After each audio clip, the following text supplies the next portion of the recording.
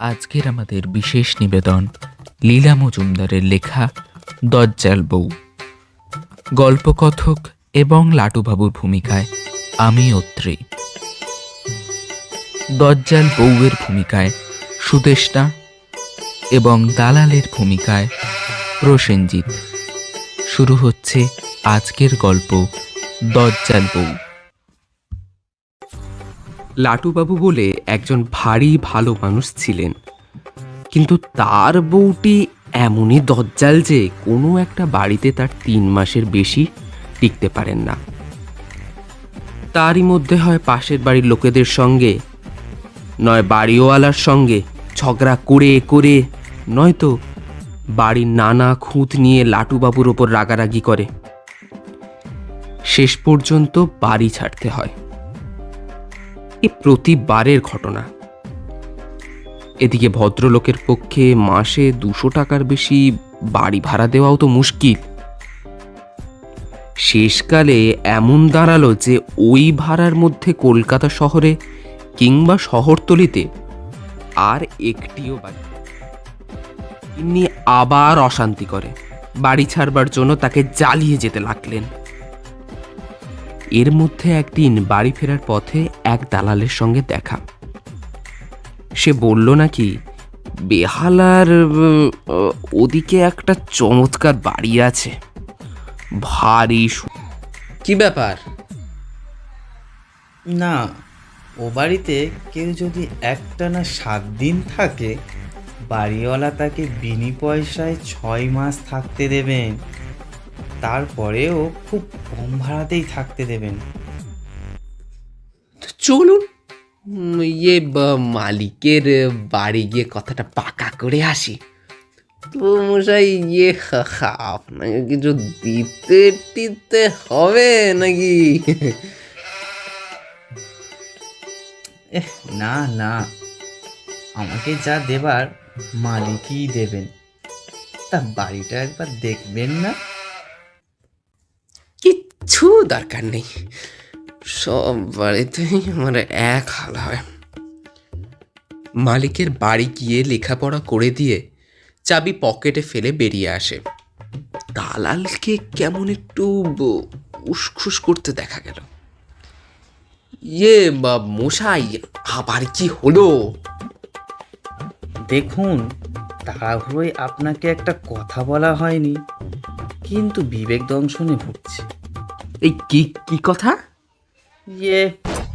মানে রোজ রাতে যে আসে, সে একটা গলায় ধরে, মানুষ নয়, ভূত ভূত।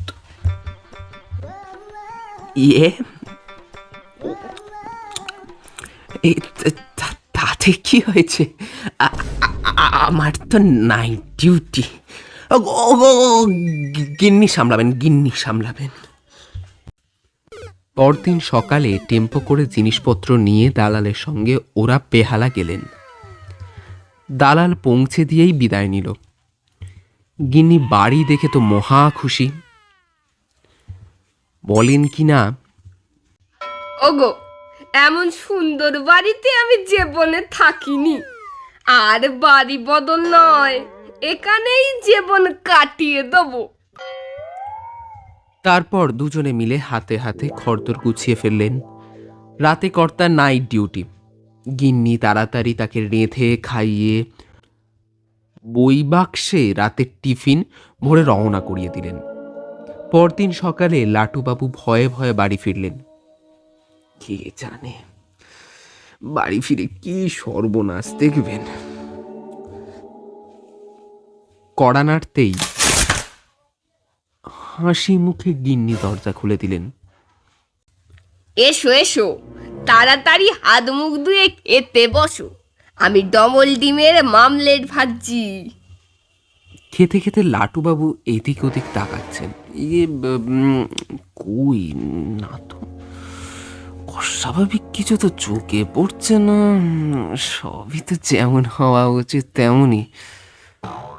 গিন্নির বাবা ছিলেন বিখ্যাত কুস্তিগির। তার নিজের আখড়া ছিল, সেখানে ছেলেরা মুগুর ভাজত। তার একটা বড় আদরের কাঁঠাল কাঠের মুগুরো ছিল। গিন্নি সেটিকে একটা বেশ দর্শনীয় স্থানে সাজিয়ে রেখেছেন। এমন সময় গিন্নিরও সেদিকে চোখ পড়াতে তিনি বললেন, হ্যাঁ, ভালো কথা, বলতেই ভুলে গেছিলুম। কাল রাতে একটা ব্যাটা চোর এসেছিল, বুঝলে। রান্নাঘরে বাসনের বাক্স থেকে বাসন বের করে তাকে সাজাচ্ছি, দেখি এক ব্যাটা গুটি গুটি পায়ে সিঁড়ি দিয়ে উপরে উঠে যাচ্ছে। পকেট থেকে খানিকটা দড়ি ঝুলছে, সব জানলা দরজা বন্ধ। ওটা দিয়ে যে সেঁদুলো বুঝলাম না। তা সে তো উপরে উঠে যাচ্ছে, তো আমিও বিষ্টু গোসাইয়ের মেয়ে, আমিও কিছু কম যাই না। বাসনের বাক্স থেকে মুগুরটা নিয়ে চুপি চুপি পেছন থেকে গিয়ে ঝাঁপিয়ে পড়েছি তার ঘাড়ে। কিসব মেকে টেকে গিয়েছি, কেমন হাত থেকে পেঁচলে পেঁচলে যাচ্ছিল। আমিও ছাড়বার বাজ নই, মুগুর দিয়ে আগা পোস্তল এমন পেটনাই দিলাম যে বোধহয় ব্যাটা ছেলে নাকটাই ভেঙে গেছিল। শেষে না কিশোরে ইনিয়ে বিনিয়ে বলতে লাগলো,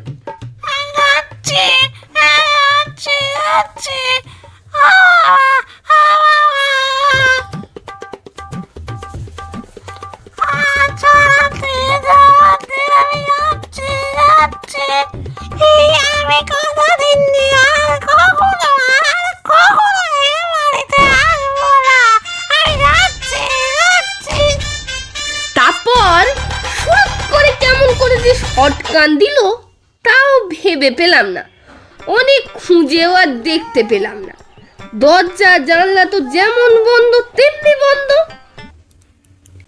কি? শরীরটা কেমন করছে, শরীরটা কেমন করছে। আঁক শব্দ করে লাটুবাবু হাত পা এলিয়ে মাটিতে পড়ে গেলেন। মুখে অনেক জলের ঝাপটা দিতে তবে সুস্থ হলেন। ব্যাপারটা শেষটা কিন্তু ভালো।